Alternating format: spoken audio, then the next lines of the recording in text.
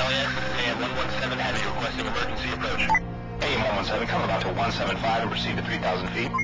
Roger that, LAX. We're not going to be able to make that approach. We're having trouble maintaining altitude. Shaping up to be a rough commute out there today. Watch for an accident on the 101 near Sherman Way. And we're just getting word that the 405 southbound has been shut down completely. Looks like some sort of police activity's kind of cleared for a 2-mile stretch from the 118 all the way up to Victory. As soon as we get more information, we'll let you know. But in the meantime, we'll get you through with another 40 minutes of your favorite hits on KKTV.